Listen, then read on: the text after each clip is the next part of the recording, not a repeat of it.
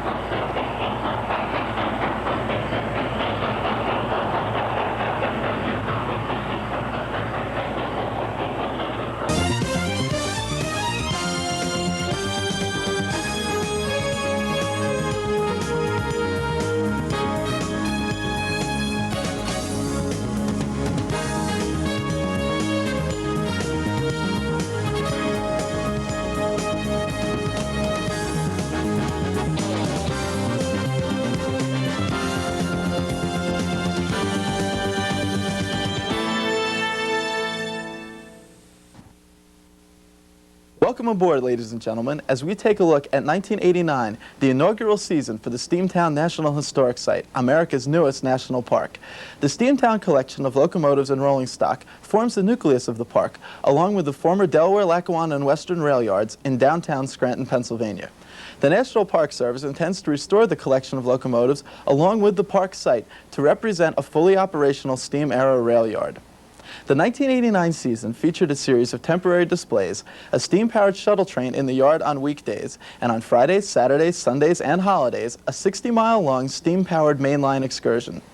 Steamtown Superintendent Dr. John Latschar explains the origins of the park. Steamtown was created because of an unusual and unique short-term combination of circumstances. The Steamtown Foundation had moved down to Scranton, Pennsylvania in 1984 and 1985 and had operated down here for a couple of years. Unfortunately, they bit off more than they could chew. They were rapidly running up the red ink, and there was extreme danger that the banks would foreclose on the outstanding debts that the Steamtown Foundation had incurred and sell the equipment. And it would have been a real shame if this marvelous collection of locomotives and cars had been sold at scrap. The other thing that was happening was that Conrail had abandoned the rail yards down here, which are the original rail yards for the Delaware, Lackawanna, and Western Railroad. It dates back all the way to the 1850s. And the city of Scranton was seriously considering turning these rail yards over to a mall developer for a large parking lot. At that point, several very influential people in the area got involved.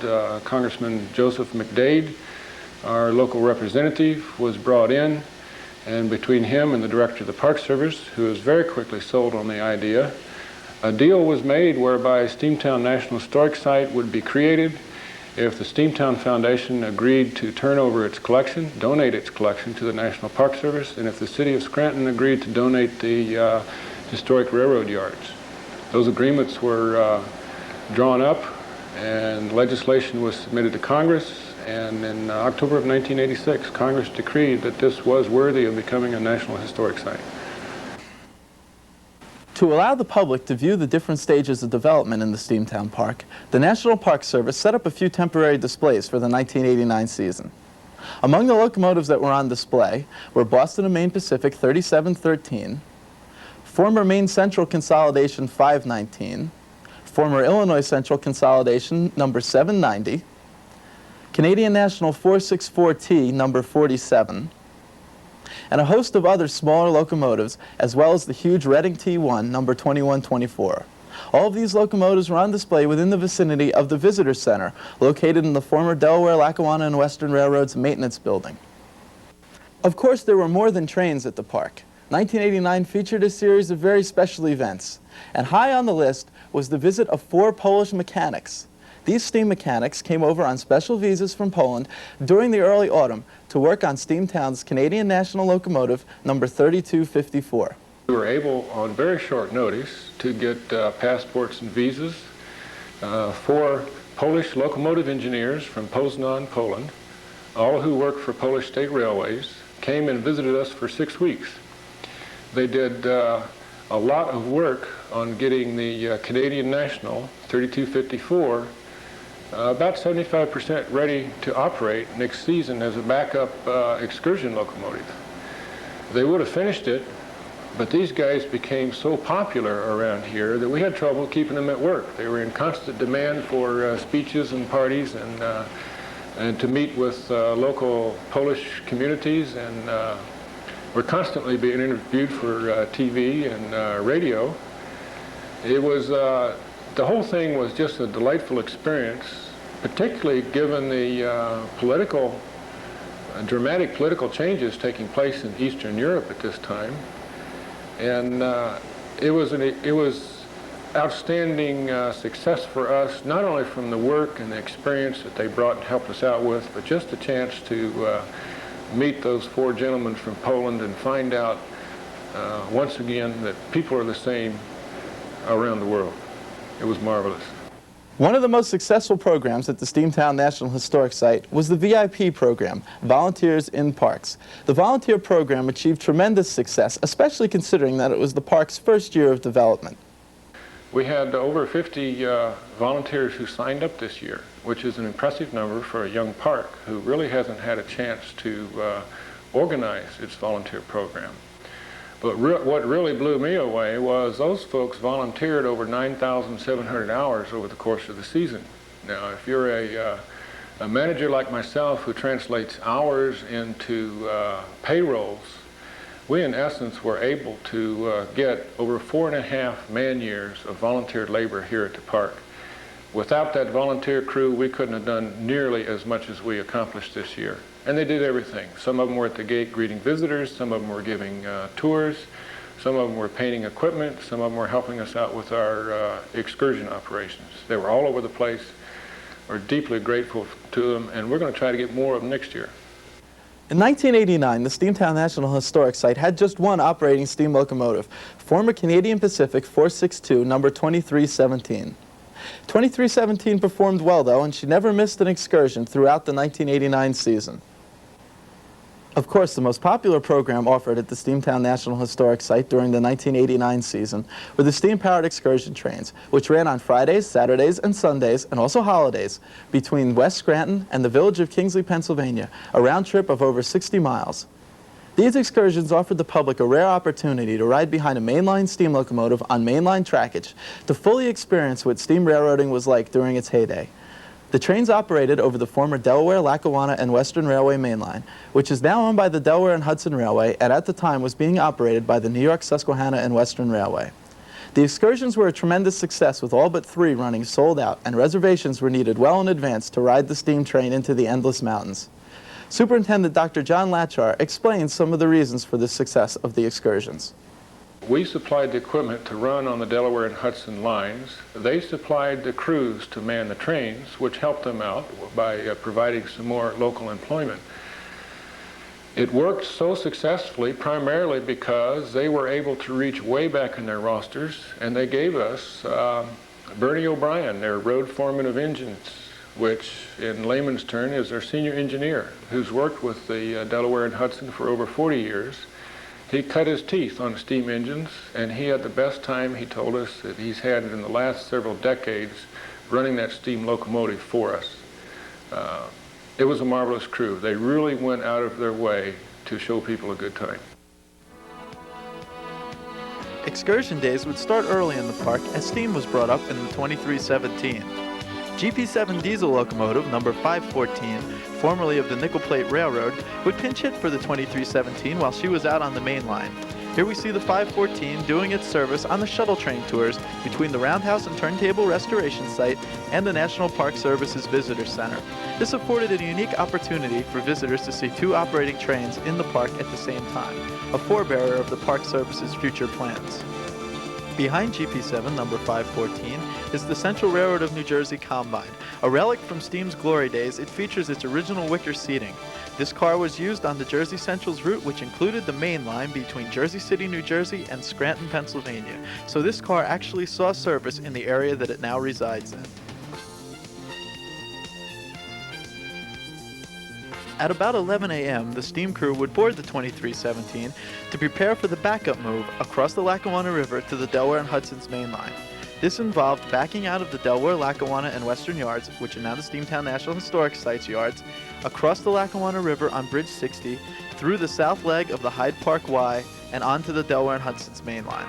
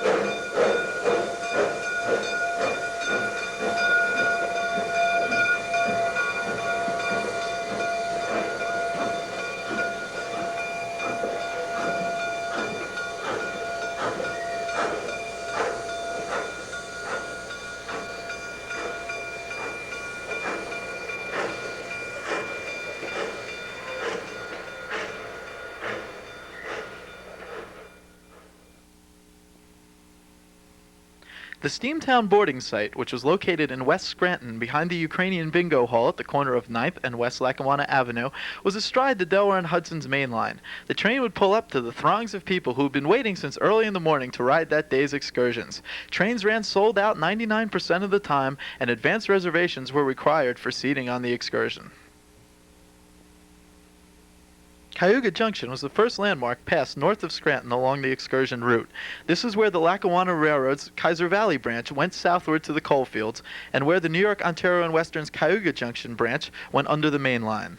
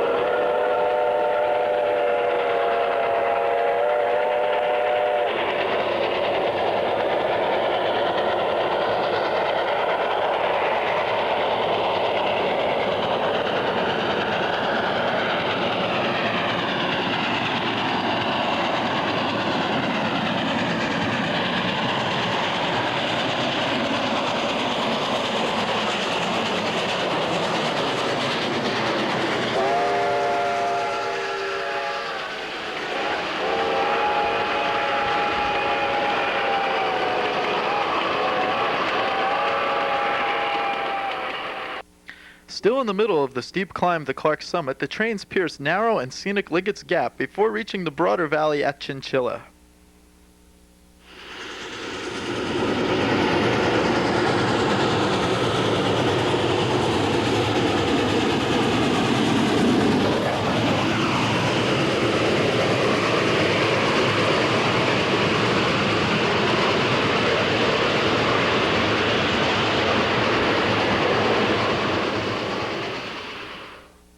Rolling quickly on level track above Clark's summit, the trains headed for the tunnel above Factoryville.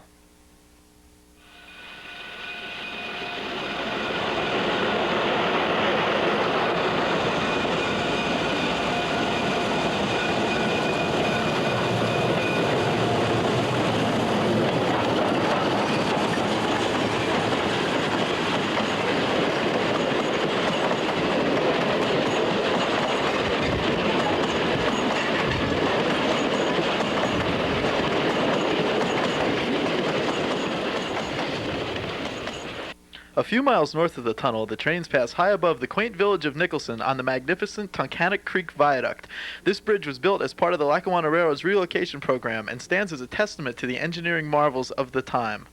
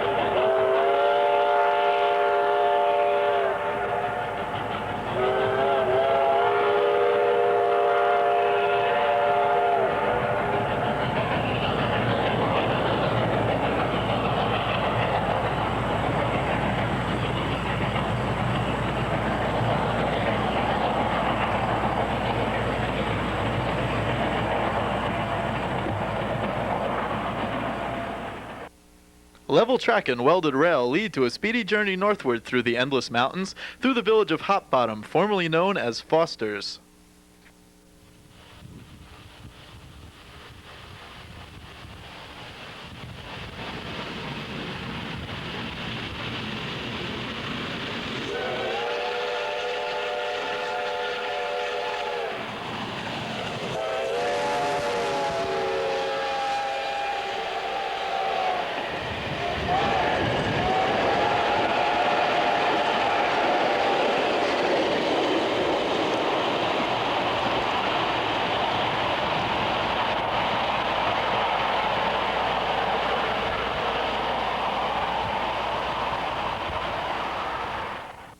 Shortly before reaching the excursion's destination of Kingsley, the trains pass over the Martins Creek Viaduct. A smaller cousin to the Nicholson Bridge, it was also built in the early part of this century as a part of the Lackawanna Railroad's modernization program.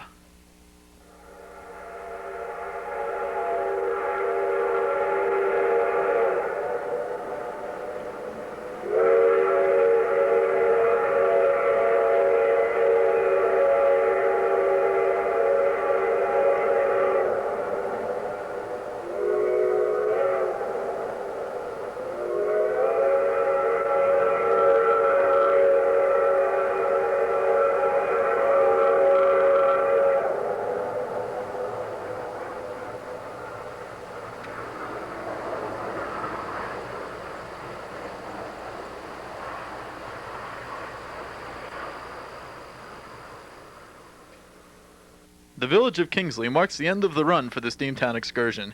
Here the locomotive is run around to the rear of the train for the trip back to Scranton.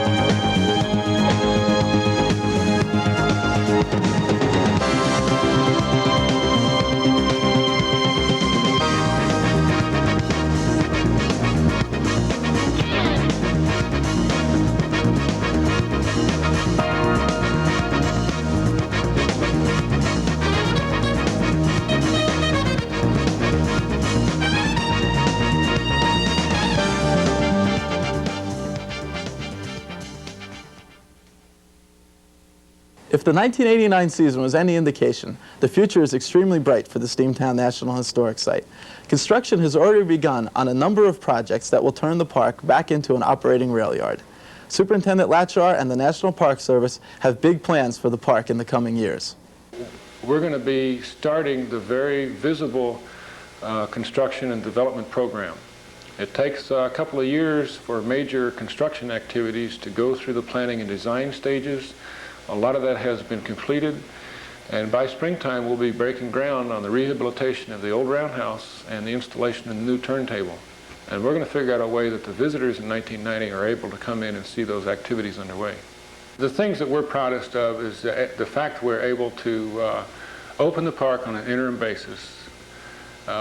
We attracted, through the end of December, just over 100,000 people into the park. We were able to book up the excursions, and with very, very few exceptions, the people who came in here to see what we're doing, to get a taste of railroading, indicated, number one, that they enjoyed what they saw, which is our goal, and number two, said that they're definitely going to come back 2 or 3 years down the road as the park develops, because they're looking forward to seeing it again. It certainly is full steam ahead for the Steamtown National Historic Site, America's newest national park.